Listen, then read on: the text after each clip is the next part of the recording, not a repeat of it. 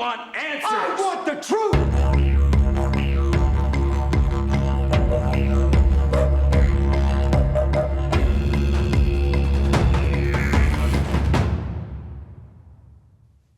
Hello and welcome everybody to the Realize, Real Lies podcast. I, of course, am your most incredible host, Georgina Grace.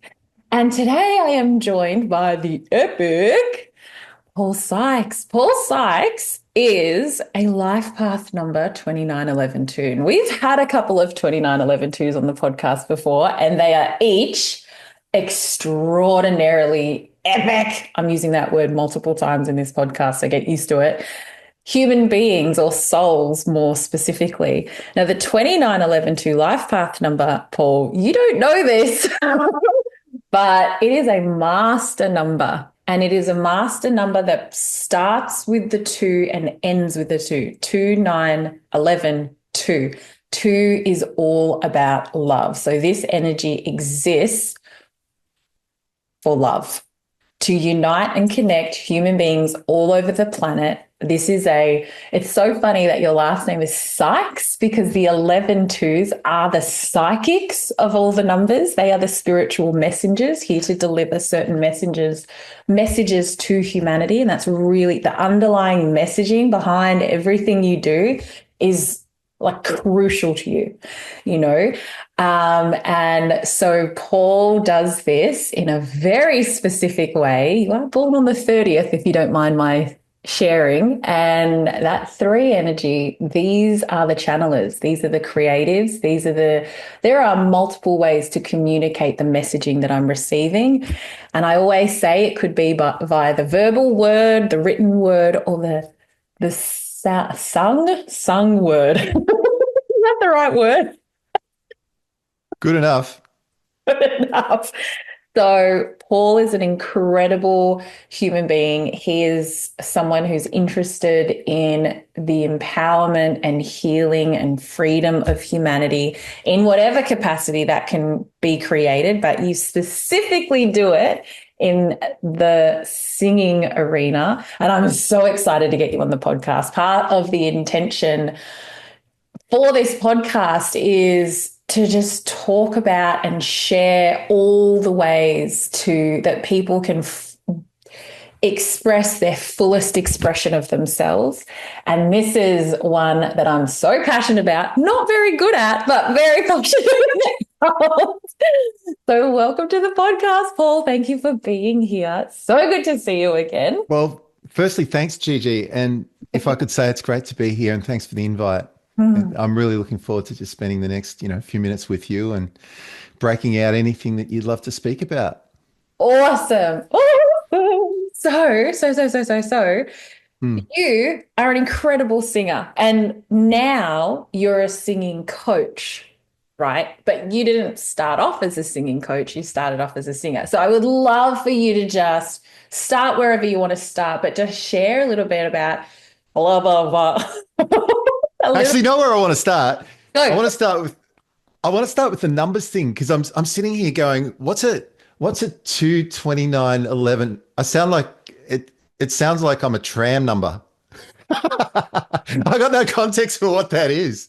So numbers, the numerology, this is so fascinating, and I could literally talk for days about it. But you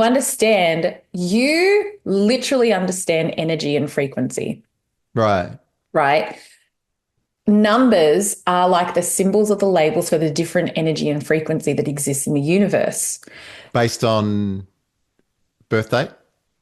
Literally based on the numbers. So wherever numbers exist, that is representing an energy, a frequency. When you see it on your phone, when you see it in your car when you're driving, bank balances, dates, everything.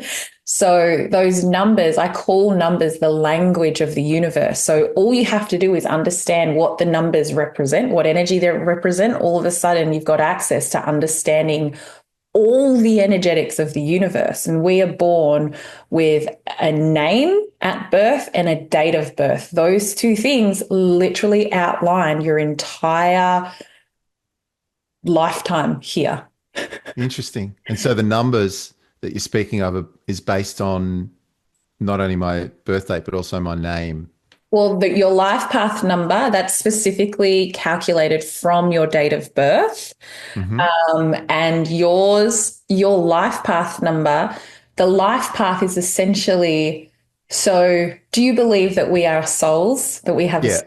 yeah, and the soul is Yeah. consciousness, right?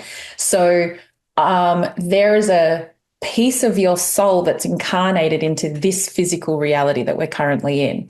That soul, I believe, is the truth of who we really are. And it is on the life path, on the journey called life, the physical life, that will either fulfill on the intention of that soul or not. And so your life path number is a blueprint for exactly how to set up, organize every aspect area of your life. Well, this is going to be very interesting podcasting, isn't it? Yeah. I have this philosophy, right? If I take out religion for a minute, Yeah. but just look from a philosophical point of view, that we're spiritual beings that have been sent here onto the earth to have an earthly experience. Yeah. And I don't know the answer to it. And I think maybe one of the searches while we're here, maybe that's one of the designs of Earth and our experience on it is to seek out those answers. Mm. I don't know.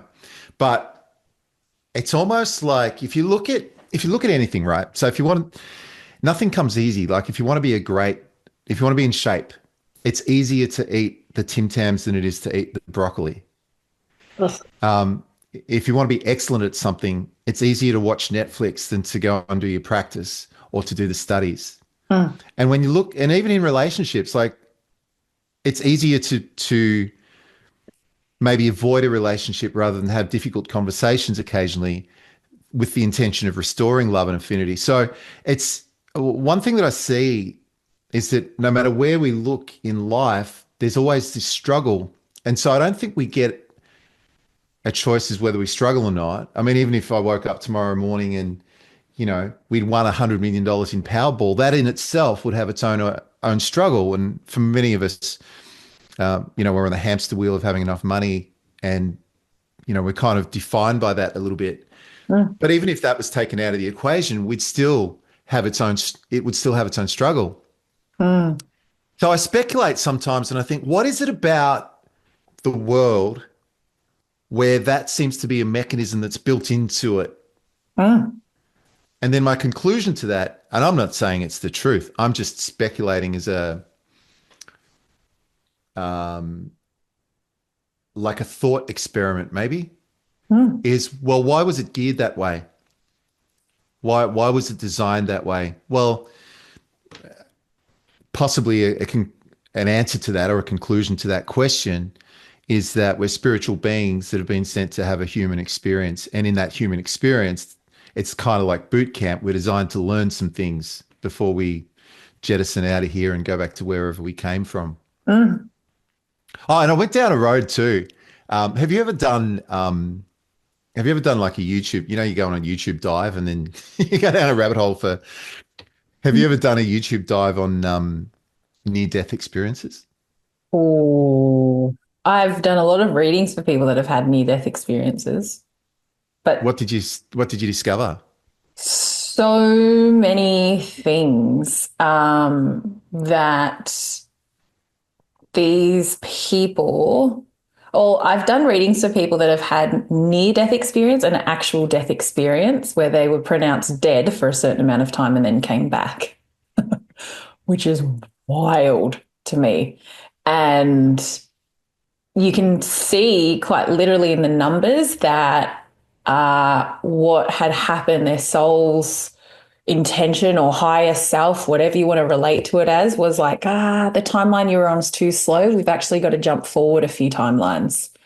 And they literally, like a reboot, like brought to them, like jumped a few timelines quite literally. And then their physical body, because of that jumping and the energy that was then induced into them in this one impactful literal death experience, their body needs to then rebuild and reintegrate that energy back in. It's wild.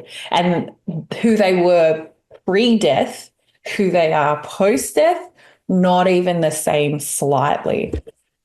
So wild. Yeah, that was something that comes up commonly. And one of the biggest things that I've read and heard about is that they don't fear death anymore because they've been there. They're cool. And so their whole experience on the planet's changed because of that. Yeah. Yeah. Mm. It's so cool. It's so, so, so cool. And it's the opposite of it's funny because people will fear death but not live. And then the people that actually have died, they no longer fear it, but they start living. Isn't that Mm. wild? No, I get it. I get it. Oh, You may recall I had prostate cancer, yes. Oh my and I God. had, Yeah. yeah, I didn't plan on going. Yeah, I didn't plan on going there this morning, but I mean, this is kind of where the conversation has gone. But there's something, there's something very interesting that happens when the medical fraternity says you actually may be terminal, and this may be it. And some of the outcomes of that, like one outcome of that for me was I'm not very sentimental anymore. Sorry to laugh. No, you can. I don't mind. I'm not attached to that either. I'm That's cool. great. So, post my cancer operation, I haven't had a bad day. I'm Uh, just really I love life a lot more. yeah. So I'll give you an example of where it shows up.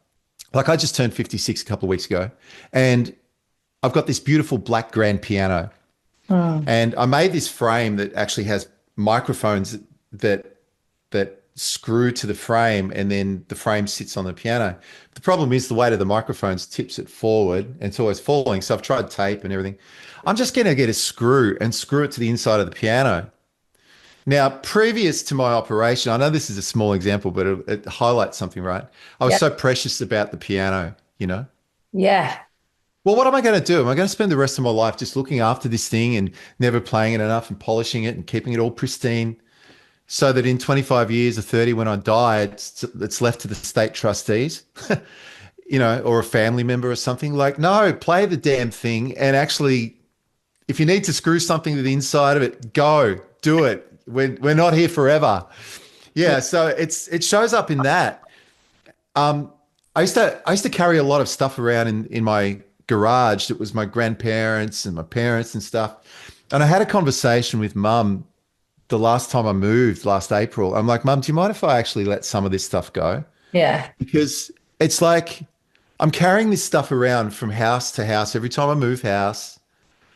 I haven't used it for 20 years. It sits in the garage because I'm supposed to keep it because it's some family thing. Well, what am I going to do? Carry it around from garage to garage for the next 20 years, 30 years. And then when I'm gone, the next person just throws it in the bin because it means nothing, you Totally. know? Yeah. And then the other place that it shows up too is I I embrace life so much more now that I actually love the opportunity and the honor it is to actually age. Mm. So previous to actually being diagnosed with something that was life-threatening, call it vanity. I was like, oh, I'm getting older. I don't look the way I used to look. Oh my God. And like, I don't want to go. I remember when I turned 40, I just ran away, man. I jumped in the car and I just drove all day. I was like, I don't want to be 40. I'd Right. kill to be 40 now. But after that, it was like every birthday is a celebration of life now. It's a celebration of another year of opportunity, a celebration of another year of being able to, do something here while I'm here. And it's a completely different context. Mm. Mm. Yeah. So that's pretty much it as far as that conversation goes. Listen, but like just bringing it, circling right back around to those numbers. Firstly, 29112 life path number. It is typical of these energies to experience really intense things in the physical realm because the 29112, this is a master energy, meaning, so I talk about There's like, we have the human numbers, 1 to 9, and then there are these numbers that are outside of that. Similar to, we have human beings can only perceive a very small percentage of the color spectrum. There's so much Yeah. more outside of what we can perceive. So I call the 1 to 9 numbers the human numbers. And then we have these master numbers that use the human numbers because we need, that's the gateway for them to exist here, right? But the master energies themselves definitely operate outside of those human numbers. So you could say the capacity of these energies is much broader than a human number, because a human number exists in the density of this human realm. And for things to appear as physical and solid as they are, it must be incredibly dense. The atoms must be vibrating incredibly dense. So these master numbers that operate at a higher frequency, there's times where I'm somewhat baffled in how they can exist in a physical form at all because of the capacity and the level of frequency that they have. And so whilst on one hand, these master numbers they're angelic beings, like you said, exactly as you said. These are beings that have incarnated in this physical reality in order to help aid humanity towards, spider, sorry, mate, but you just, when you know this is my domain. It's out there. It's your domain. This is my domain. So, what was I saying? Yes, these are angelic beings that have incarnated into this reality to help aid humanity towards transition. You know, like they see truth. They see through regular human behavior. They see beyond what everyone else is doing. And for a period of their lives, they'll have this experience of, what the F is this place? I don't fit in. I don't belong anywhere. Doesn't matter where it is or who it's with. There's no sense of belonging or home, or, this desire for, it's like this homesickness type feeling, but it's not homesick to your family home. It's somewhere you don't know where, and feeling lost and confused in all of this. This is very typical of this energy because they're angelic beings. So this is a foreign plane to them, but because of their capacity in the energetic sphere, their human physical experience is typically more challenging simply because they can handle more. It's like, if you're a really great resource, we're not just going to send you to where it's sunshine and rainbows. We're going to send you where we need you most. And the experience of being a 2911 nines being at the end of the cycle of numbers. 1 is at the beginning, 9's at the end. 9s are interested in ending cycles. They're interested in healing, and, they're natural healers in that sense, both for themselves and for the world. But when something happens through a 9 energy, transmutes elsewhere. 9s, what's very interesting is 9s are typically fascinated with things like energy and frequency. Well, did you know that my first career was mechanical engineering? Wow. Yeah, Mechanical engineering. it was all about numbers. And one of the things, physics. So what I found interesting about that, talking about the way the world works, I've always found it interesting that our physical experience has limitations. Yeah. So we can see within this much of the electromagnetic spectrum. And I don't know whether this is true, but if what we can see is 1 octave on a piano, Yeah. the electromagnetic spectrum piano would go from the Earth to the moon as far as how big it is compared to what we can actually see. Yeah. And it's what you're pointing to. So there's our physical experience. We can hear from 20 hertz to 20,000 hertz. Although at my age, I can probably hear up to about 13 now, maybe. And 13,000. yeah, that's right. But Not 13 hertz. Yeah, 13,000. That's right. And then, That's fascinating. yeah, but bats can hear up to 100,000. Whoa. And we've got our rods and cones in our eyes. We can see red, green, and blue. So we've got a particular part of the color spectrum but there's a particular crustacean that has 16 rods and cones, so they can see right out into the ultraviolet and infrared. And then within that, they've got definitions of colors that we will never see. It's like a dog only has two. I forget the one that it's missing, Mm. but I think it's missing green. I think that's why dog toys are red and blue because they don't see green well. I think it's green. So we have this experience where as humans we're limited. Like we can feel between a certain temperature, but beyond that we can't. We can lift to a certain degree, beyond that we can't. We can see within a certain spectrum, beyond that we can't. Yeah. And it's like, well, you could even use the eyes again. You can go, well, if I grabbed a microscope, I can see down into things that I can't see with the naked eye. Well, does that mean they don't exist? No, they're obviously there. It just means I can't see them. And then suddenly, we use a microscope or something, and then there's a whole new world opens up, and suddenly there's things that we didn't think existing. So it's a fascinating conversation, and we could talk all day about this because I think a lot about this stuff. I bet you do. I bet you do. Oh, that's incredible. Oh, when you said that about bats can, did you say see? No, you said Yeah. yeah. Mm. Wow. So that's That's why why, they use sonar. Sorry. sorry. That's why they use sonar. That's why they ping. Ah. Yeah.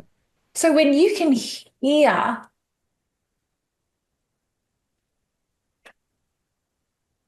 distance, physical distance doesn't necessarily exist inside of that, would it? Does it? Yep. Yeah. Do you know blind people do that? Say that. Go. Do that. One Say of, that. one of the techniques that a blind person does is they click. Okay. Oh, that's Yeah. why they have the stick that. No, no, no. That's different again. The stick is so they can feel. Sorry, if you're blind. But I'm sorry.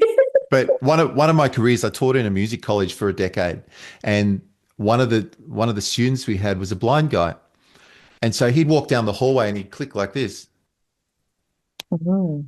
And what he was doing, he was listening for the reflections off the walls, Whoa. So that and he he knew could where they were. and he could tell where he was in the room by how the click sounded when it was coming back to him. It's a thing, man. How cool. Oh, far out. That's mind blowing. Why do they call it a disability? I don't know. Super ability. It's a super ability. Yeah, have you ever wondered why musicians close their eyes? It's like we're humans are eye dominant. So Yeah. our primary sense is obviously our eyes. Yeah. And one of the things that I see in coaching all the time is if somebody's learning a song and they're fixated on reading the lyrics, Yeah. their brain doesn't quite go to their ears. They'll it's like they try to sing with their eyes. Yeah. And as soon as I'm like, do you know the words? They're like, yeah. It's like, okay, look away and just close your eyes and let yourself hear the music. Suddenly Yeah. everything starts to fall into line for them. Yeah.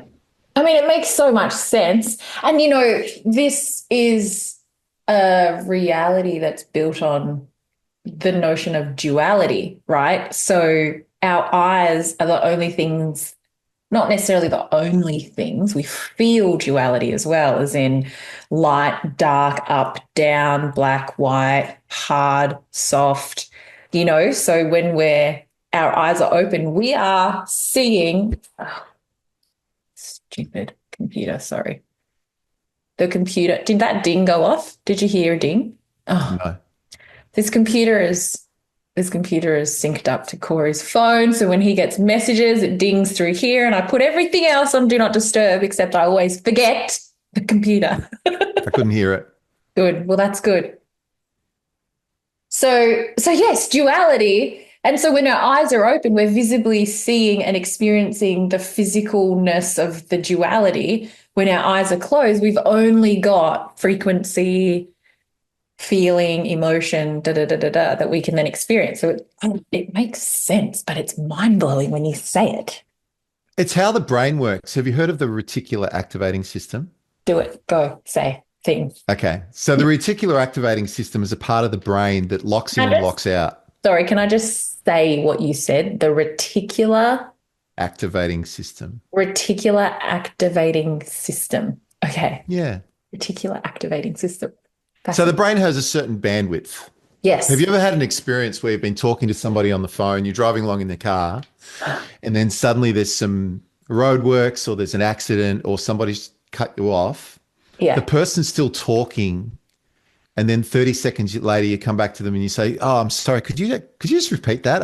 I had some traffic and I couldn't hear you for a sec." Yes. That's the reticular activating system. So the brain is always making decisions on what it wants to focus on, what it doesn't. And that's one of the reasons why people get so lost as far as their dreams go, because they don't realize this mechanism. So I'll give you an example. This probably isn't a good one. Where you live, do you have a car park out the front?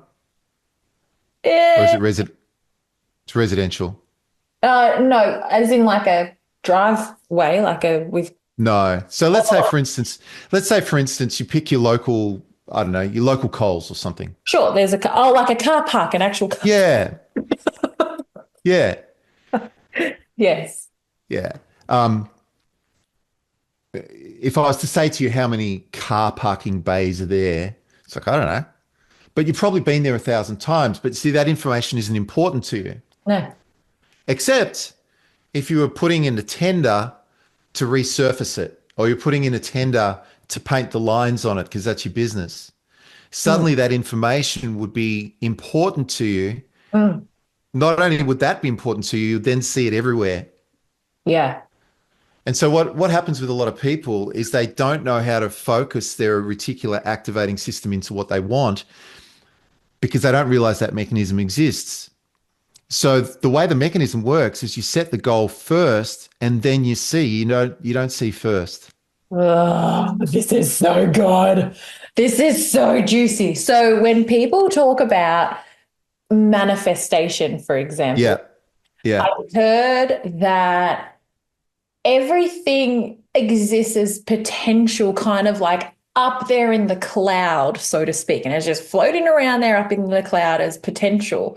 It you need to manifest it, you literally need to focus it and put it into existence somewhere so that it can then exist. Does that make sense? Like wanting Yeah. things not enough, you've got to actually physically bring it into form. And so it at a brain level, is this kind of what you're talking about? There's like everything is existing out there. The car park exists, but I don't give two hoots about how many spaces there are unless there is no spaces. And then all of a sudden I'm like, why is there not enough spaces? But the exact number, I don't care until it becomes important for me, until it becomes a focus for me. Then I take it from the collective potential and focus it into something, and then something manifests. Is that kind of And if you were driving past the car park, it wouldn't concern you whether there was a car parking space or not, no, not at all. because your attention is on whatever it is that you're focusing your attention on at that time. And you bring that down into every aspect of our life, and then suddenly you'll discover, well, what's that? It it grows where my attention. There's a saying. Yeah, yeah, Remember yeah. that one? Energy flows where attention goes. Yeah, that's it. Mm. And I think there's two components to it. I think you're right in what you're saying. I think there is a woo-woo spiritual component to it, because I have weird things happen You like would, yeah. on a daily basis, man. Like Do you have a lot of synchronicities happen for you? just to the point of ridiculous. Yeah. You're, To the yeah. point to the point of ridiculous. I remember there was this. Well, let's get back to that. so so there's that component. Yeah. There's definitely that component, but also there's the more very real component of where our attention is where our attention will be. And Yeah. like, I'll give you an example. Like, I've set a goal for this year that I want to buy my dream car, and it's a 1997 black C5 Corvette. Oh. Yeah, but you can get them. They're pretty good. Yeah, it's not going to break the bank. I've wanted a Corvette since I was 12. That's And I'm like, you know what? I'm going to do it this year. I don't care. I just want to have the experience of going into the garage, lifting the garage and going, look at that. exciting. And who knows? I might have it for a couple of years and then, sign off on that dream and then move on to something else. But that's one of the things I want to do for 2025. So this morning I got up, I had my shower, and then I was driving down to my local cafe, and there was this metallic blue they're called a C5. There was this metallic blue C5 Corvette Yeah. parked, and it was right-hand drive, Oh, and it was the upgraded model. I was like, so I did a UE and I parked behind it and I took photos of it. I'm like, well, it looks like whoever owns this is in that cafe, not the one that I usually go to. So I'm going to have breakfast in there today. And I walked in there and I'm like, I wonder which one of these guys actually owns that Corvette. And then there was this older guy sitting there with a black Corvette jacket on, Corvette Club of Melbourne or whatever it was. So that's my reticular activating system at work. mm, If I wasn't into Corvettes, I wouldn't have seen it. yeah. Not only would I not have seen it, I wouldn't have pursued it, and then I wouldn't have gone into the cafe. And then I had a conversation with him, and he took me out, and I sat in it. And it turns out that he used to be the president of the Corvette Club of Australia, so he knows all about them. And so now I've got his number. Of course. And when I go to buy my Corvette, I can have a conversation with him. Yes. And So then my you see reticular the guy active in the cafe with the Corvette jacket. yeah. So my reticular activating system was just automatically in place because that's what I'm into at the moment. If that wasn't something I was into, that never would have happened today. So Oh, that's so cool. It, yeah. I love that. And I love that you break things down in that way. So, on one hand, and this is I keep bringing it back to the numbers. I can't help it. I'm literally ran by them now. But your 2911 too, this energy is an energy where you will be brought to you things that you need in life. Not necessarily what you want, but you will always be brought to you what you need for the overall reason. So, reason for your existence, essentially. And so, those synchronicities, those are messages constantly. You're constantly receiving messages. Don't go that way, go this way, do this, do that. Oh, did you think of that person? Good, because they're the person that we need you to think of. Here they are, they're calling you now. And da, da, da, da, da. All of this is all part of this is not something that happens to every single person as intensely as it happens to you, because I would imagine it happens to you quite a lot. And so that part of it's very real for you. But then on the other hand, because I have coached with you in your singing, I love that in order for you, and this has got to be part of the reason why you were a mechanical engineer, so that you could take what you can't see and make it make sense to people that don't understand what you can't see, because this is what you do in your practice as a coach, right? And I love that this is just flowing like this, that you don't necessarily use like visualizations or things like this in the regular way that people use it, but you will break things down in a very like practical, physical, this is actually the mechanisms, this is what's going on. And this makes sense too, because you have 4 different numbers in your birth date, and 4 is the very practical, very resourceful, very methodical, this is how things make sense type energy. I love it. It's like your energy is singing, which is pardon the pun. So, can you maybe talk a little bit about, or a lot about, this? And you started off as a singer, then you went into teaching, and now you're coaching. Is that Yeah, how it? I started off not as a singer, and that's how I became a coach ultimately. Not So as a singer. Were you, sorry to ask another question on top of already asking a question. that's okay. Were you a natural singer? Can you be a natural singer? Yeah, yeah, let's go there. So, my journey started when I was 13 years old, and I was driving to Melbourne in the back of mum and dad's car, and dad was a country and western, well, more country than he was western. He loved country music. So I grew up with Willie Nelson and Kenny Rogers and a few other singers like that. Mm. And he had some Willie Nelson playing, and we're on the freeway, and I'll never forget. I just said, you know what, I wouldn't mind doing that. And it's almost like both of their heads just went like this. And the very next week, they'd booked me into guitar lessons. Oh, that's awesome. Yeah, good parent award for both of them. Yeah. So they booked me in for guitar lessons, and I had this cheap $10 little tiny, I've still got it. It's like this tiny little nylon string piece of junk. That was my first instrument. And then so that was early in the year, probably February of 1982. I can't believe you remember that. Yeah, that was a very defining moment because I was like, Wow. yeah, and my grandmother was a piano teacher, so I grew up around music. And then as an 8-year-old, a few years earlier, I tried learning trumpet, but I wasn't good at it, and all I ended up with was spit on the floor, you know, the drain hole, and it was horrible. So Mm. trumpet wasn't my thing, but I like the idea of being able to play guitar and sing. And so then, I'd write little songs here and there and stuff. I was involved in a church at the time, so I'd write these little Christian songs. And then in the September of that year, the youth group that I was part of in this Baptist church, we jumped in a minibus and we went down to Melbourne to go to this gospel concert.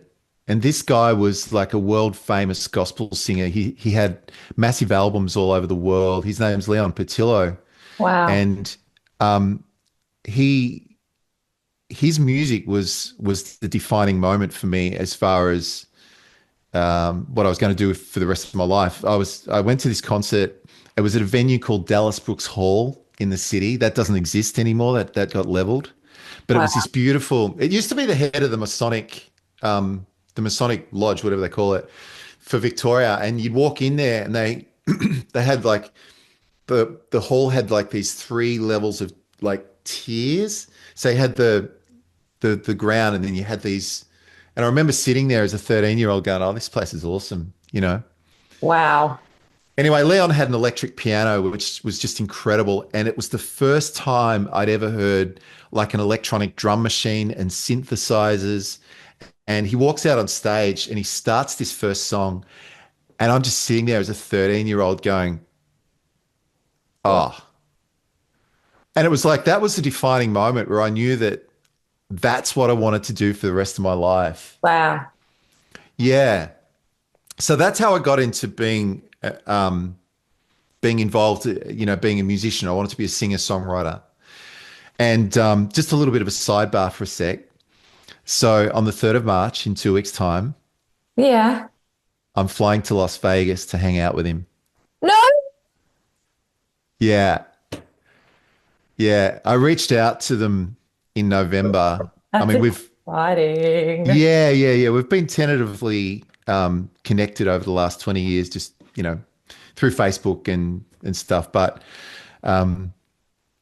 yeah, I said to him, I messaged him, I said, I'd love to come over and meet you and take you to lunch. And really, there's nothing in it for me. I'm not going over there for any other reason except to just acknowledge him for the influence that he had on me, and because his messaging was really great too. So through those formidable years, Mm. not only was he an influence on me musically, but he also his message was a message of positivity.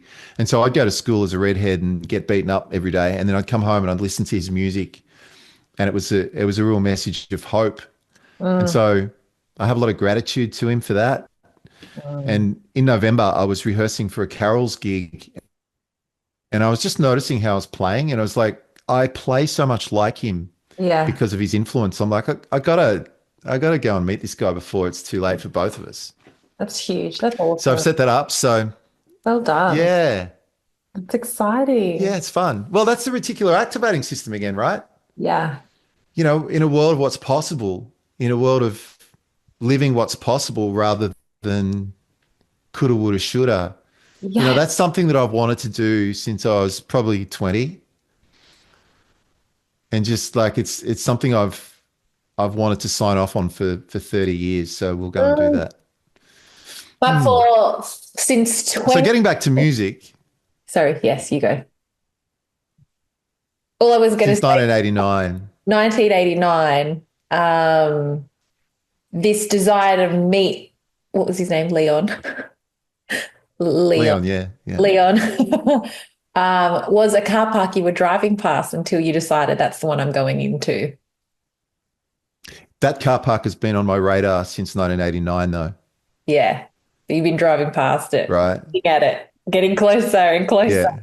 Yeah. And now it's like, Yeah, keep yeah. going. Yeah, Oh, yeah, yeah. That's like the Corvette too. It's like something that I've wanted to do for a lot of years. this And is, and now that I'm getting closer to it, I'm like, man, I'm crazy. What am I doing? But anyway, so getting back to music, getting back to the yeah, fun stuff. Let's go. yeah. So what happened was I was I was very with all that preamble that probably took longer than it should. From a very early age, I decided that singing and songwriting and music was the thing I wanted to do. Mm. And the mechanical engineering was because dad told me I had to have a real job as well. So I went off and did that, but I was never passionate about it. And because I was never passionate about it, I was never good at it. Mm. But I did have a musical aptitude. And so through school, I didn't have, I had no sporting ability. I still can't catch. I can't catch. I can't swim. I can't run. I wake up in the morning, I can hardly walk out of bed, you know. So my skills don't exist, in that world. But music was the thing that I was always good at. Yeah. And the problem that I had was I learned all these instruments. I learned to play them. I went on and became a keyboard player because I was so inspired by that. But every time I opened my voice, mate, it sucked. It, oh, Really? oh, oh. And like my best mate, he was famous back in the day and he's doing great now still. And him and his band sold 4 million records. And I remember sitting in the I worked in a power station. I was sitting in the power station car near what was it? It was a an effluent pond, listening to him sing to me through the radio. And Wow. I got this dream of being a singer songwriter and actually being a successful singer and a performer like he was being, and just being completely crushed by the realization that I can't sing, and this guy that had never had a lesson Oh, is right. oh, oh, Yeah, so killing this gets me. this gets to the whole, are you born a singer or not? Mm. Oh, it's horrible. It's horrible when you have such a dream for something and you have no way of being able to somehow fulfill on it at the time because your skill set just doesn't line up with it. I remember I went to Melbourne one day with my sister and we met this lady called Elizabeth Sabine. I think she'd passed away for a long time now, but she was this, we're talking like in the 90s. I was probably 20 at the time, I guess. And we drove all the way to the city. We lived in Gippsland in regional Victoria. We drove all the way to the city, and this hotshot singer coach was over from America, and she had a room full of people, and she gave her presentation. And at the end of it, I asked a question, and she gets up, she says, "Get up and sing me a song." And I'm like, oh. And then everyone in the room's like, "Yeah." So I get up and I sing A Foggy Day. But this is how I sang it. A foggy day in London town had me low, had me down. And I'll never forget this little lady. She's about this tall. I'm 6'4". And she was like, so I was towering over her and You're she looks up super at, tall. That's so tall. yeah. And she looks up at me and she goes, "You have the most unusual way of using your voice." And so that was in the thick of me trying to work it out. Oh my gosh, in front of all these people. Good for you for doing that. I would have literally shat in my pants. Oh, it got worse than that because Oh, have you ever had an amygdala hijack? oh so many times. Oh, shit. So Yes. what happened? What happened? I'm standing on stage Oh, and I went, a foggy day. My brain goes, and then this lady in the front row goes, in London town. I'm like, in London town. Then my brain goes, oh my gosh. had me low, had me low. So yeah, that was my experience as a singer, man.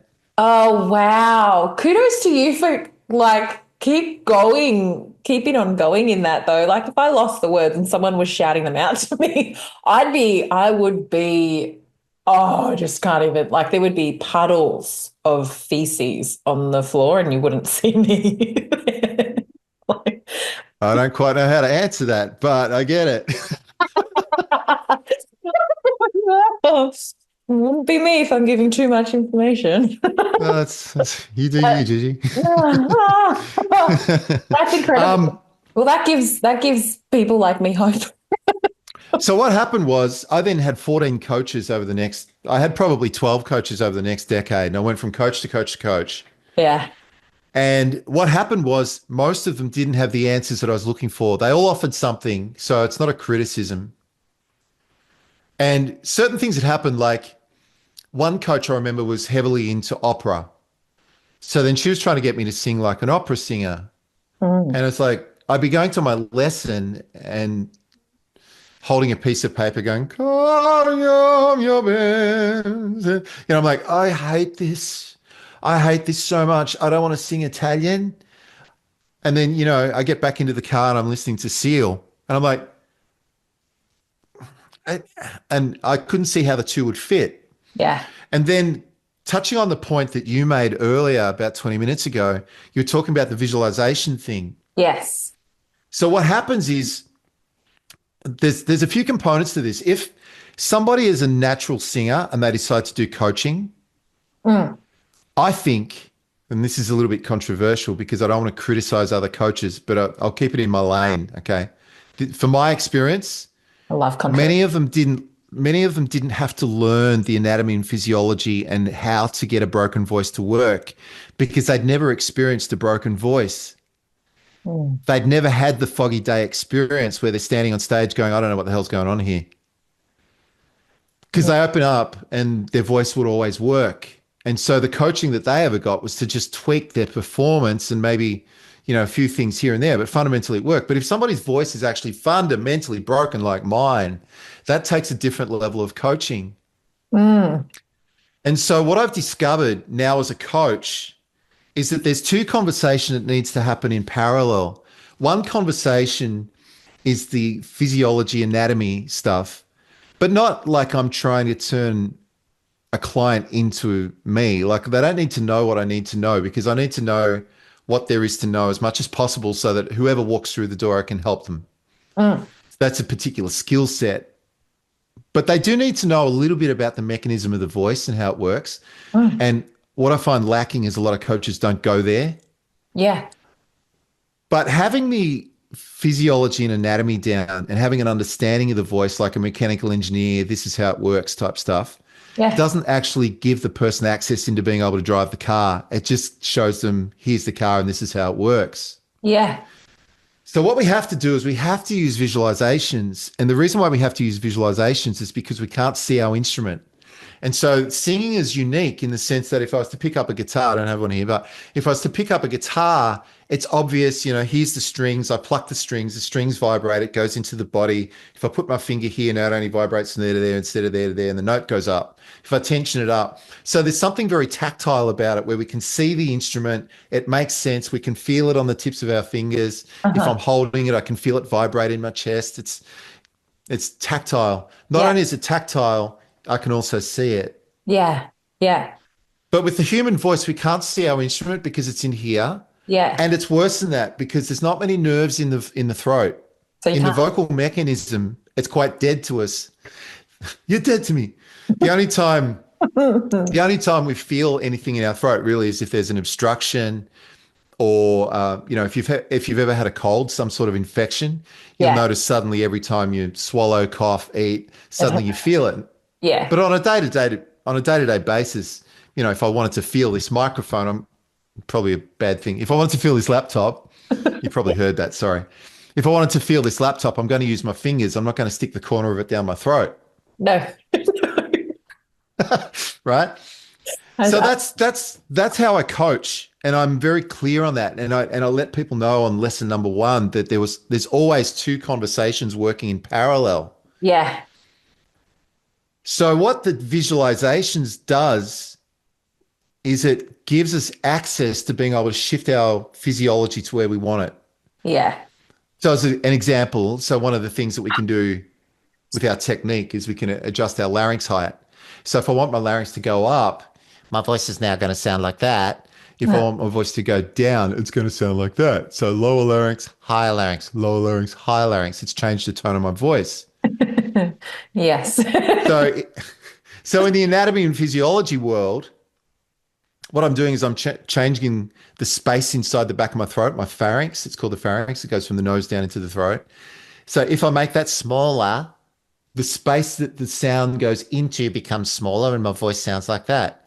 If I make it bigger, the space that my voice goes into makes it sound like that. All Yes. right. So where's the application to that? Well, the application to that is like higher larynx, like tonight I'm gonna make my true confession. Mm. Like higher larynx rock kind of sound. Yeah. But if I wanted a lower larynx, it's like when I am down Mm. and oh my soul. See, it's got a more richer. Uh, Oh, it's so much clearer when you describe it using the physicality or the anatomy and physicality, as you said, than other coaches I've heard will say either you've got to sing from your chest or you've got to sing from your nose or your throat. Do you know what I mean? Like that. And I don't know what that actually means. Like, what do you mean sing exactly. chest? And I'm very Exactly. like, can you just tell me what that I can't see it. I don't understand how's it coming from my chest instead of, you Yeah, know, because it's not, because that's where your lungs are. that's where my lungs are. And you said something to me in our coaching way back in 2020 that has stayed with me. And that was that people will tell you that you can sing from all these different places, but the truth is you sing from your throat. And Yeah, and when it's all people, in your throat. And that was really, I mean, it's so clear and it's so obvious, but it's also quite profound. And I love simple things that are also profound. yeah, yeah. So just finishing up, well, I'll get back to that in a So sec. sorry. No, no, no, no, no. It's all good, man. So you'll see that we've got anatomy and physiology. So now, okay, so if I lift my larynx up, now we understand that that changes the tone of my voice, higher and lower. So I've got a tone control there. Mm. All right, great, Paul. But how do we do that?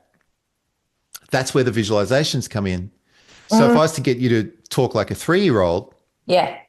excuse me, if I was to get you to talk like a 3-year-old, like 1, 2, 3, just count to five like your threes, I'll just go 1, 2, 3, 4, 5. 1, 2, 3, 4, 5. And if you put your hand there, you'll notice your larynx went up. So when you say larynx, that's that bone right Your there. voice box. Your voice Okay. box. Yeah, the whole mechanism there. That's called the larynx. Yeah, correct. Okay, we've got to start with the basics here. One, two, That's three, okay. four, five. 1, 2, 3. Oh yeah, the whole thing goes all the way down. Yeah, there you go. So Mm. the trigger for that is to like talk like you're a little boy or a big old man. Yeah. And what we're doing is we're shifting our anatomy and physiology into the place that we want it. And so that's just one example. So good. It's so, so good. And so if you can understand that, you can see it, and then that will help you to manipulate it in the ways that you need to. Ah, so juicy. It's so juicy. Yeah, and it's even better than that because what it does is when you're learning a song, once you've got some skills around not just this, but also other techniques, Yeah. like but it's not just that, it's obviously more. You can then start to listen to a song and you go, okay, what's this person doing right now? And you'll be able to self-assess and go, oh, okay, they're singing on kind of a little bit of a lower larynx and blah blah blah and blah blah blah blah blah blah blah blah blah. Okay, and then you know kind of like the recipe to move the voice into the position that you want. Oh, it's so Yeah. good. It's so Yeah, it's great. And this information isn't mine. Like I've learnt this yeah. from an organization that trains vocal coaches, and I'm very grateful to them because they thought all this stuff through. And it doesn't what it because what you'll see a lot is a lot of people out there in the coaching space, particularly on YouTube, where they have their own ideas of stuff, Mm, but it's not grounded in solid pedagogy. It's not grounded in good anatomy and physiology. And it's like, this is actually how it works. mm. Mm. Yeah. I definitely understand when you say someone who's a natural singer and then they become a coach doesn't necessarily, yeah, because I think I've tried to go to people where that's the case and learn from them. But again, they they spoke to me in the, oh, you've got to sing from your chest or your gut. You really got to feel into your gut. And I remember watching this interview about Kurt Cobain, and they said in the interview that he had this huge stomach ulcer, and you can hear it in his singing because he sings from his gut. I'm like, what does that mean? To sing from the gut. I don't understand it. And so I love this. I love this very, very, very much. And so this is great because, and I think it's also really powerful because you had a dream for something you weren't good at. That's that is usually not the formula. Usually someone is good at something and that becomes their dream. Do you know what I mean? But Mm. you had a dream for something that you were not good at, and you were not good at not just your own belief system of yourself, but you were actually in the world considered not good at this thing or unusual at this thing. And Oh then, no, not good. Not good is a very good description. and that's incredible because I don't know how many people would be out there that have a secret underlying dream to be able to sing and be free in their singing and take it to whatever capacity they want to take it to, but just to be able to open their mouth and just sing and sound nice, that they're not good at it. So it's not even something I'm going to consider. Like, that's pretty wild to think about that you, as a young kid, were like, this is what I want to do and I am not good at it. And singing is one of those things that people like, you've got to be at least good at it to be taken any kind of seriously for yourself, but then in the world. Whereas you could be a kid and have a dream to be a plumber. You don't have to be naturally good at that. You can get good at that. But singing, because it's this unknown, unseen talent that feels very out of reach. You're saying that you don't have to be good at it from the get-go. You can get good. So is there any truth to being tone deaf? I've been called tone deaf many times in my life. Yeah, tone deaf's an interesting one. So tone deaf is what we're really talking about is not see that it gets confusing because a tone can also be like described as the note. When we're talking tone deaf, what we're really talking is pitch. But also tone could also describe the character of one's voice, Uh-huh. like the tone of an instrument, the sound of an instrument. Sure. So I know what you're speaking. I'll be talking about the pitch of an instrument, like the actual note that you're singing. Can you match the note? So most of us have what's called relative pitch. Excuse me, I'm hiccuping. Okay. Most of us, 99.99% of us have what's called relative pitch. It means that if I sing a note or if I play a note on a guitar, you can somewhat match it and you know what that note is. On one side of that bell curve is people that have what's called perfect pitch. My nephew's got that. It's the weirdest thing ever. So I can just go, and he'll go B. I go, he'll go G, like it's wild. They don't have to think about it. It's like when you and I see the color blue, we go blue. They Yeah, just they have this ability, so they hear a note and they just know it. I don't. Most people don't have that. that's Most people don't. why. Yeah. Yeah. Now, on the other side of that spectrum is a thing called amusia. So, when something's like something, like it's not something, like Yeah. asexual, so somebody who is music Yes. is somebody who actually doesn't have the ability to decode notes. Yeah. That sounds like me. That those people, I'm not sure. Those people won't like music because the brain hears it like a buzzsaw because the brain doesn't decode it. So when somebody's out of tune, Yeah. It's like color let's blindness almost. it's actually exactly color blindness of the ear. Hmm. Yeah. Now that's very rare. It's very, very rare. Most of us are what they call, or what I call, tone unaware. It's like, because I've got, over the last 20 years, I've literally got hundreds of people into tune. And the reason why is because nobody showed them when they were a kid, this is the note and this is what it sounds like when you sing the same one. Yeah. It's not that they don't have the mechanism for it, it's just that it was never turned on in their brain. And so I have to do that. And so once somebody starts to decode, once their brain starts to get onto that, very quickly they get themselves into tune.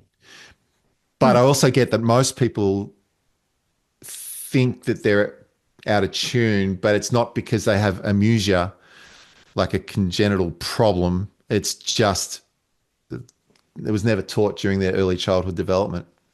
Totally. That makes Mm. complete sense. So when people talk about tone deaf, usually most people would relate tone deafness to someone that literally can't hear it or recognize anything. And it's like their ears are blocked and then they're thinking they're sounding like it, but they're not. But that's not actually that tone deaf is not a blanket statement. There's a spectrum of, just like being colorblind means you can't see any color. Someone who's colorblind may not be able to see parts of one color or only sees these certain colors, so there's a spectrum to it and it's very rare to actually be it. Right. Gotcha. So I like that you use tone unawareness and it's literally bringing awareness and then you can align to it. Yeah. And so when you look at somebody, if we take amusia off the table, because that's just the way the brain's, so there's this thing called the arcuate fasciculus, and it's a nerve bundle that goes from the back of the brain and comes around and joins the front of the brain. And people with thicker arcuate fasciculi, people that have a thicker one of those have better pitch recognition. Yeah.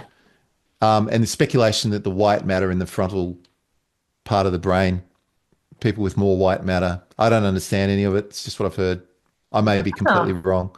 But yeah, it's just the way the brain's wired, in other words. But it's just getting back to being tone unaware. So if you look at this, there's certain components to it. Okay. So the first component, if you go through the anatomy and physiology of hearing, Yeah. firstly is, if you go right outside, if we start right outside the ear, the first thing is the ear blocked? If you can't hear, then you're most likely not going to be in tune. Okay, so let's tick that box. The next thing is there a problem with the middle ear, such that they've got a form of deafness and they need hearing aids, that kind of level. Okay, Sure. so let's tick that box. Then those physical vibrations are being turned into an electrical impulse via the cochlea that has to go up to the brain. Is there a problem there? Mm. Okay, so let's say there's not a problem there. Now, does the brain decode the signal that it's hearing? Mm. Okay, so if you can tell, the easiest answer is, if you can tell you're out of tune, you probably don't have amusia because your brain is decoding it. It's like, I don't know, it sounds wrong. I don't know Yeah. how to fix it, but it sounds wrong. So it's decoding properly. But Yeah. then after that, can the brain then move all the fine little motor muscles in here to move the throat into the position that you want it to be in so that you can match the same note? Right. So Mm. that's another level as well. Mm. So for a lot of people, they can hear that they're out, but nobody's taught them how to move their voice into the position to sing the same note. Sure. So once all that mechanism's in place and you get that on scale, sometimes it's just a case of like, I'll just play a note and in the very early stages when I'm playing a note, I'll sing out a tune on it and ask them if they can tell that it's out. And 99.9% of the time they can. And then I'll Yeah. slide up. I'll be like, and I'm like, you tell me when it's in. And then at some point I'll go through the note and I go, that's it. So they can tell. And that's when I can tell that they can hear it. And Ah, then that's cool. after all that mechanism's taken care of and we get them working on scales, the last thing that puts people out of tune is memory. Because what they haven't done is learnt the song properly. So when they go to repeat this, repeat as in sing back the song that they learnt, they Yeah. didn't quite learn where the melody went. So it occurs like it's out of tune. But in actual fact, they didn't imprint it. Yeah. They didn't encode it into my brain that this is happy birthday to you. They didn't, yeah. Yeah. And so this is the process that you take people when they come to you for singing lessons. You Only start, if they've got a pitching problem. okay. So okay. Okay. Yeah. Everybody's got something. So for instance, somebody might have they might stiffen some of the muscles in here. I won't go into the details because it's relevant, but they might talk like this and then they go to sing and their voice goes like that. Yeah. Um, some people they'll be talking really good and then they go to sing, they go like that. Very So they've fresh. got what's called an adduction issue. Yeah. Do you want to talk about breathing? That's an interesting topic. Oh, I still practice the little practices you gave me with breathing and visualize it going back and the balloon. And I still do this even when I'm singing in the car. And I know I'm sounding terrible, but it doesn't matter to me. No one else is hearing it. Yeah, yeah, yeah. Well, see, the voice is an interesting thing because I'm looking around to see if I got something I can quickly demonstrate with. Yes. I don't. Um, but the voice is an interesting thing because it's not a wind instrument like everyone thinks. It's a pressure instrument. So actually, no, this is worth it. Give me a sec. Sure. Random. I love this.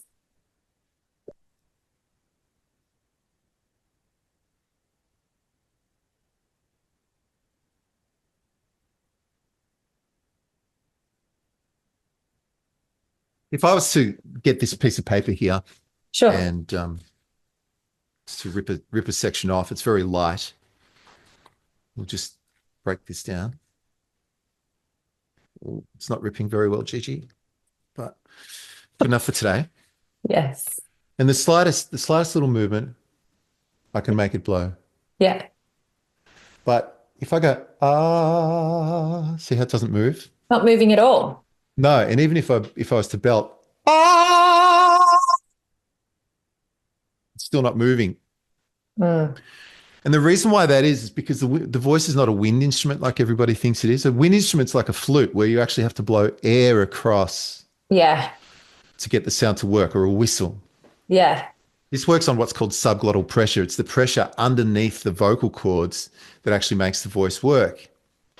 Now, the reason why people get breathing wrong and breathing control wrong is because they look at the wrong part of the mechanism. So I'll Mm. give you an example. So the way that the vocal cords work is they open and close. They sit here like this. And when we're breathing, they sit open in a V shape like that. Yeah. And on a day-to-day basis, if we're not vocalizing, if we're not talking or singing, they're like that. And that's why we don't make sound when we breathe.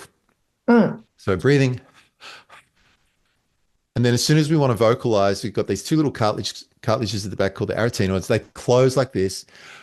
Ah, ah, ah, ah. And that's how it works. Mm.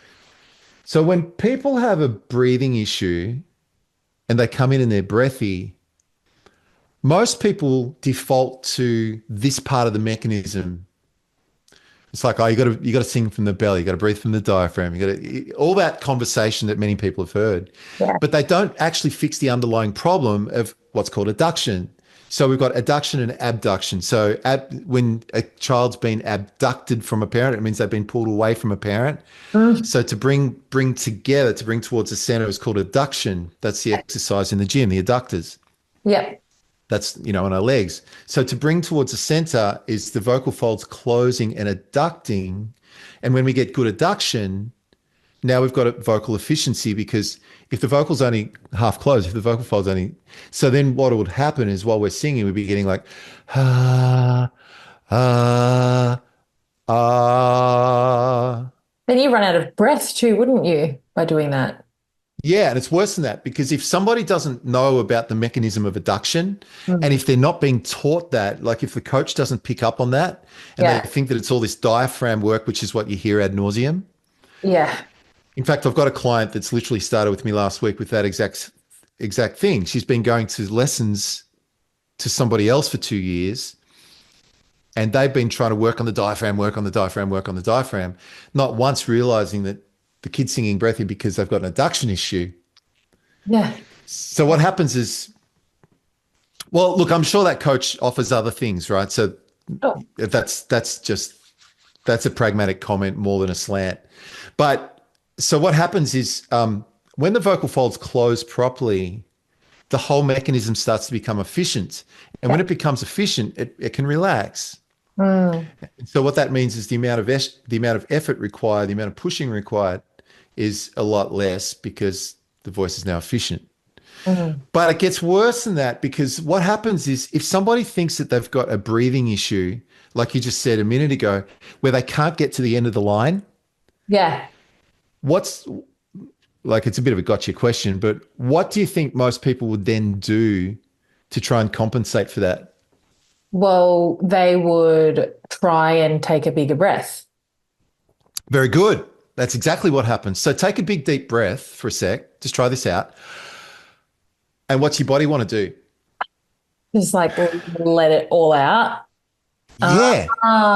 Ah. So if somebody's got a breathing issue Yeah. where they're having troubles getting to the end of the line, Yeah. and then they think that they've got to take a bigger breath, it makes it worse. It's a chicken and the egg. It's a vicious cycle that never ends. Right. So taking a big deep breath to try and get to the end is like I'm trying to it's like sprinting, but actually we're here for pace over a distance rather than going hard and fast straight out the gate. 'Cause when you breathe out, it's like it all comes out all at once. It's a sophisticated conversation that, like in the depths of the coaching space, goes way deeper than what we can do today. But in the first instance, the experience of singing is more like an experience of holding your breath than it is just dumping air. But if I say that you've got to hold your breath when you sing, that's actually bad coaching too. Right. It's way more sophisticated than that. But Yeah. for somebody that's never experienced anything different, that's pretty much what it is. But so if somebody takes a big deep breath, all they want to really do is let it out, Yeah. which it's got a double whammy too. Take a big deep breath for a sec and take notice of what your throat does when you do that. Tightens. Yes, exactly. So you've got two sets of vocal folds in your throat, Yeah. the ones that we sing on and the ones that close down when we're swallowing and so on. Hmm. And what you've actually done by doing that, you've actually told your body, can you please hold all the air inside my lungs because I'm about to swim underwater for 50 meters? Mm. Like that's an application where that works well, right? Mm. But if you do that with singing, when you take a big deep breath, it causes all this throat tightness. Yeah. You don't So want that doesn't work either. that. Hmm. Oh, yeah. Put your hand across there for a sec and take a big deep breath. What did your larynx do? Goes down Yeah. all the way down. So it goes down Yeah. and tightens. Exactly. And so you don't want it to do that either, Oh. particularly if you're doing a high note. Just go, woo. Just do that for a minute. Oh yeah, it goes up. Right. So if somebody's about to do a high note and they were taught to breathe from the diaphragm and take a big deep belly breath just before they do their high note, they've actually not only created, Can't do yeah, it. yeah, they've actually moved their larynx into the exact opposite position to what it needs to be. And they've caused a sense of tightness in the throat that doesn't need to be there. And that's why a lot of this coaching stuff, like the singing from the belly stuff, is old school and Doesn't work. I don't want to say it doesn't work because people get result from it, but it's not the best way. I like that. And I just proved it. Yeah, you did. Yeah. Well, I don't know. And I can't do that. I can't. I just did. I just went. so high. I feel ridiculous. Yeah. And like also the other thing is a lot of people talk about getting support, whatever that is, from their abdominals. But just while you're sitting there, just do a stomach crunch, like internally, as if you're about to, do a sit up and take notice of what your throat does. It tightens and goes down again. Exactly. That's called thoracic fixation. That's a fancy term that just simply means, the experience. If I wanted to lift this desk, I kind of go, huh, that. Yeah. Yeah. Thoracic just means inside the rib cage, fixation still. So thoracic fixation is what happens when we want to take the lid off a jar of salsa or something. You know, Your poo. you don't want to move your singing voice into it. You don't want to set the singing voice up with a mechanism that's going to trigger those things. Uh-huh. Yes. Oh, it's so opposite to everything. So exactly, so if somebody was taught by example, if somebody was taught to take a big deep belly breath and hold it, here's what's happened.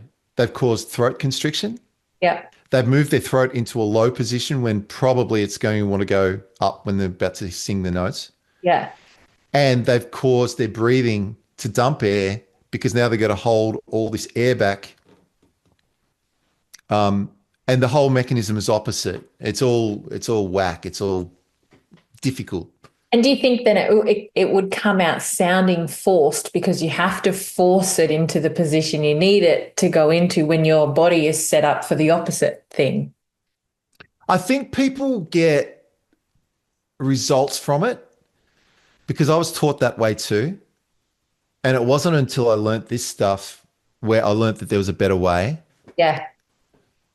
So I'm not singing. I'm trying to navigate this conversation without occurring like I'm sitting on a big mountain of authority right now. Mm. But in my personal experience, having had 14 coaches and having been in the singing space, not only as a coach, but also a performer since I was 15, I would say that mechanism is a difficult mechanism to sing with compared to what's out there. Mm. Yeah. I'd say that's probably the most accurate answer I can give you.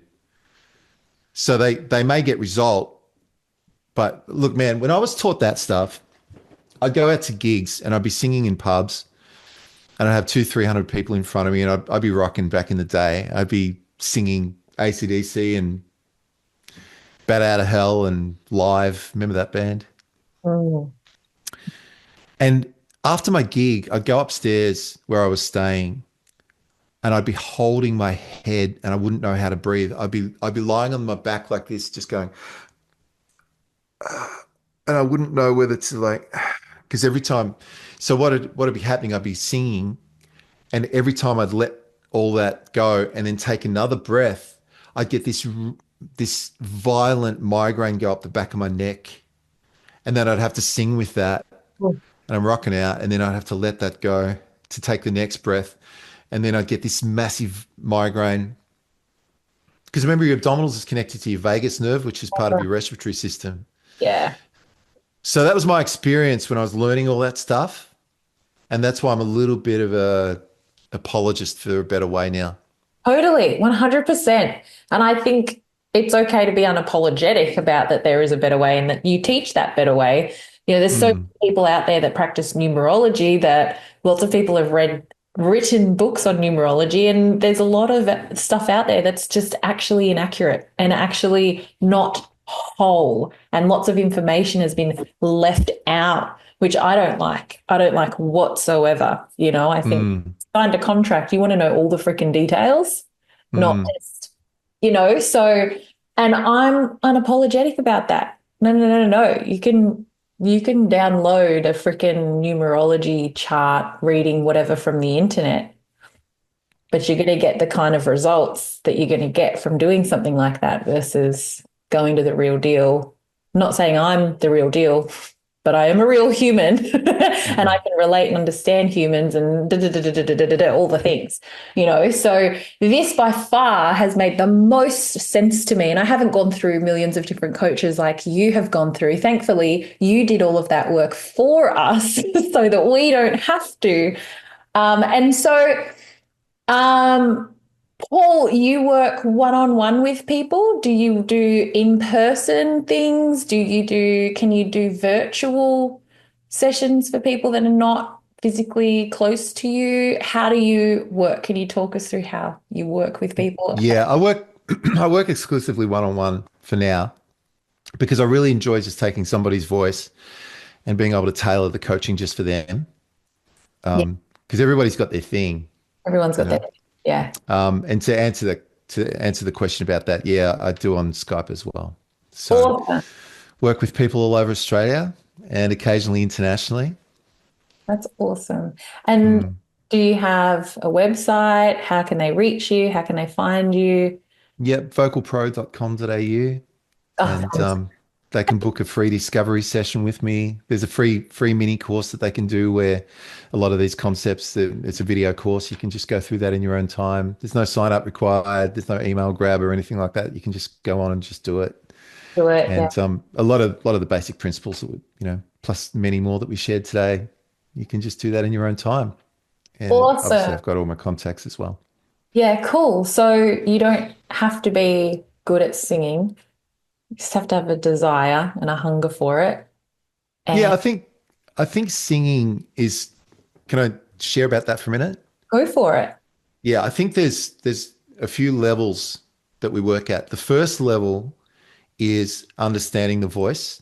Mm, So if I don't give a basic kickstart to my clients on basically how the voice works, but in a way that they can understand. Like I said, I'm not interested in teaching, like they're not going to be able to operate on someone's throat with what they learn, you know. of course.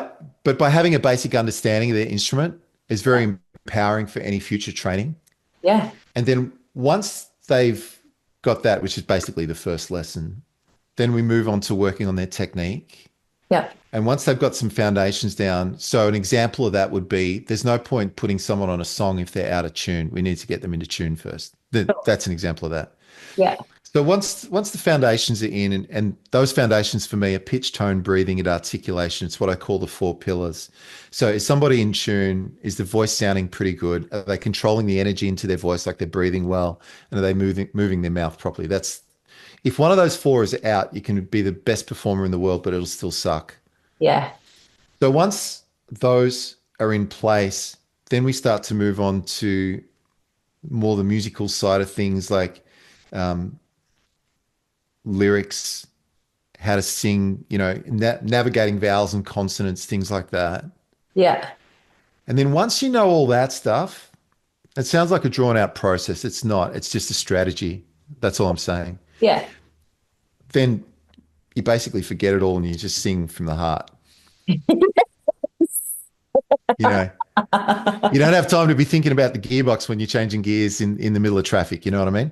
Totally. Totally, totally, totally. I love that. Mm. Love that so much. And so you will usually, is there a typical that you've noticed how like a period of time, like, or how many sessions it takes? I mean, it's so different for every person, but is there something that's typical? Like if someone's coming to you and they've never told anyone in their life, they've never sang in front of anybody, just in the shower, and they've got this desire, but they've got no access to making it into anything.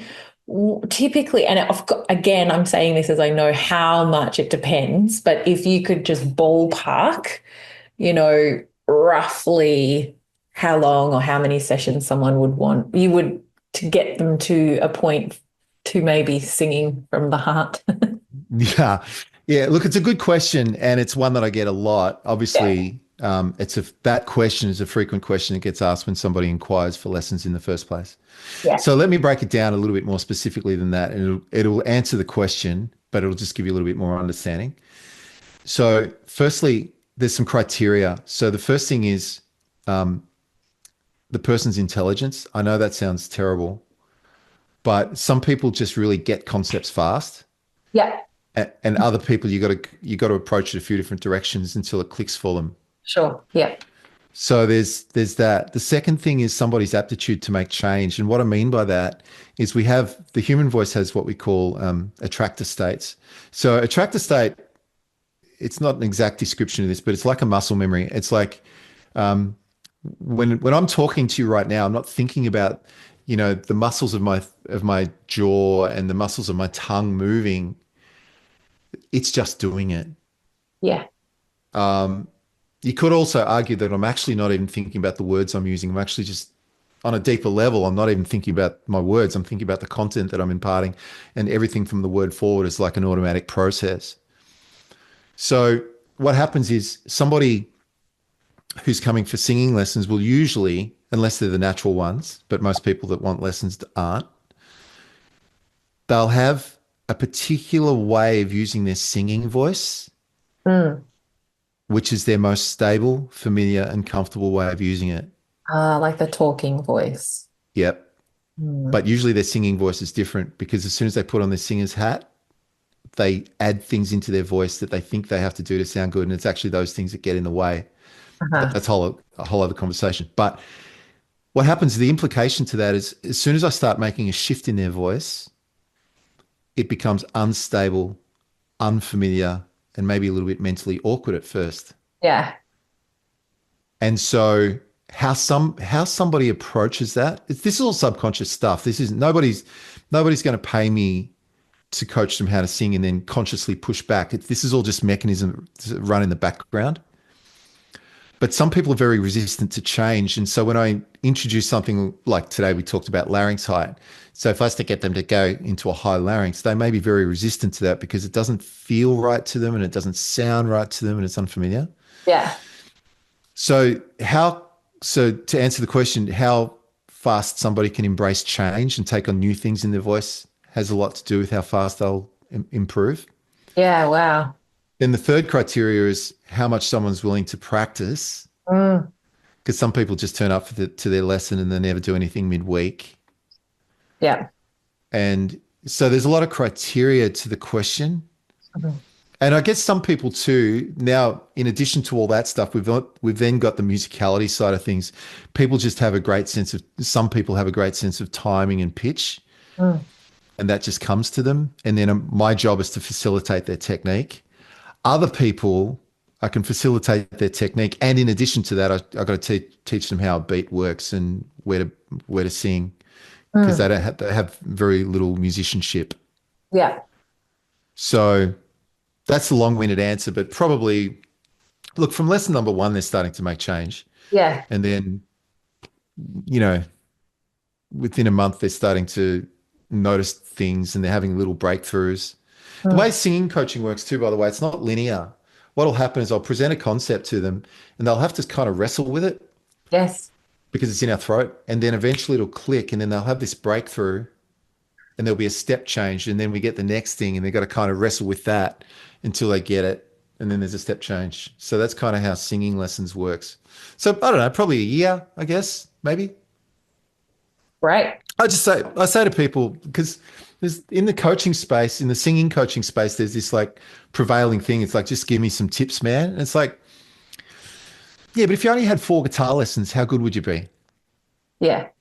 Approach it like that, not you, generally. Just approach it like that. Like how many lessons do you think you would need if you were learning the violin Yeah. or the guitar or the piano?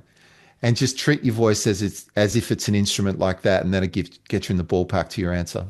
Yeah. And I think as well, I love your answers to that question that they're not typically, I don't know. I feel like if I went to someone else and asked them that question, they'd say, well, maybe between, the 10 sessions, da da da da da, like give me this whole line. But your responses, firstly, like your responses are responses that apply not just to singing.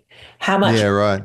how much are you willing to make change and how easy are you able to understand the concept of change and what's required to make change?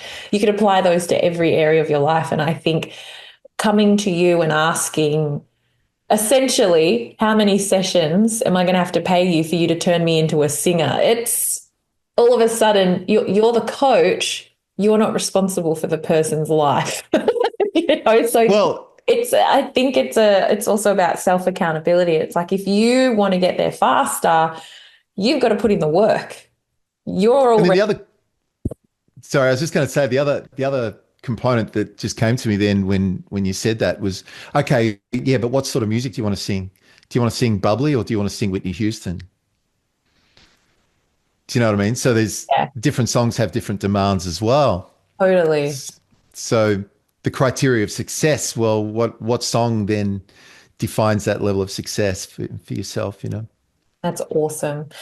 Oh, I love it. So, Paul, do you have any parting words for people that are on the fence or are not necessarily on the like, I just, if you could speak to younger version of you and give you the words that you would have needed to hear, even though you didn't necessarily need to hear them because you're like, you were going this path regardless. Do you know what I mean? But give to someone in that maybe they desperately want to be a singer and what that would bring for them and but feel that there's no access or no way to be a singer and to so much more than being a singer. It's really just being able to express yourself in the way that you feel truest for you. And a lot of people that is through singing and through using their voice in that capacity, which is a lot of three energies out there, I will say. Lots of threes. You're a channel.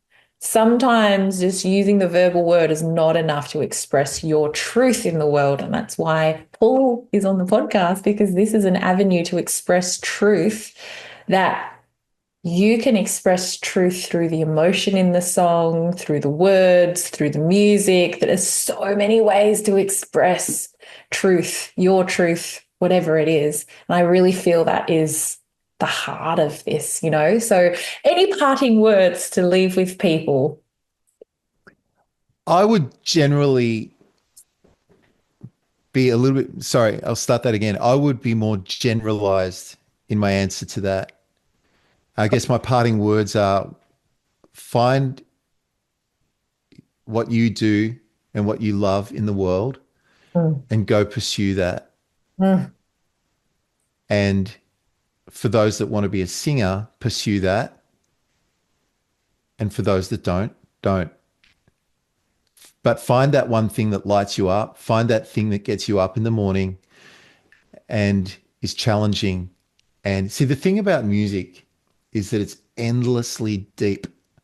mm, One of the things I love, it's been like anyone who's a musician will will have this double-edged sword to it because it's the eternal frustration and the eternal reward because there's no mm, end to it. mm. But it's one of those things that even at my age allows me to live with passion and purpose. Yeah. And I wake up in the morning more um, excited and more driven and more determined and Mm, more curious and more interested than ever. yeah. And it's not something that I want to retire from. I'm not waiting to get to retirement, but that's because this is my thing. And so for somebody else and that's their thing, go pursue it. Mm, And if it's not, don't pursue it. Pursue that one thing that does light you up. mm, But specifically speaking to singing for a minute and music in general, one of the things that I've noticed with singing is people say, oh, gee, if I had a little more confidence, I'd love to get some lessons. And it's the mm, one conversation where it feels like the cart gets put before the horse mm, because confidence is something that comes from being trained and mhm. then getting experience in that training. That's what an apprenticeship is. Yeah. So somebody doesn't wake up and suddenly they're a hairdresser or they're a plumber, but they work under somebody else. They get the training. And the Mhm. reason why the apprenticeship goes for 4 years or 3 is because it takes a certain amount of time until they're competent from the experience that they've gained. And that's all singing is. Mm, It's just start where you start, get good training, do the work. And over time, as your skill set develops, so too does your confidence. And then from that, new opportunities will open up. mm. But yeah, most people that start singing lessons, it's taken them a little bit to get there because they had to overcome their question of confidence first. Or maybe not most people, but some. Yeah. Oh, it's a huge part of it. Huge Mm. part of it. I love that. Well, Paul, thank you so much for joining me on the podcast today. It's been an absolute pleasure. And I love just listening to you share and talk about something that you are just so deeply passionate about. I love hearing that no matter who the person is. If you're passionate about something, I could sit and listen to you talk about it for days. And I just appreciate you allowing us the opportunity to sit and listen, or drive and listen, or exercise and listen to you share about your passion. And I hope that this is something that you become inundated with people from this and from further things that you're going to continue to do, which is super exciting. So vocalpro.com.au, we'll put all the links below so that you can reach out to Paul, at least have a free consultation with him just to see what the heck, where the heck, and when the heck, and go from there. Thank you so much, Paul. You're welcome. I've absolutely loved this morning. Thank you for the invite, and thanks for the opportunity to spend some time with you today and hang out with your listeners. I've absolutely loved it. Thanks. Oh, awesome. So good to have you.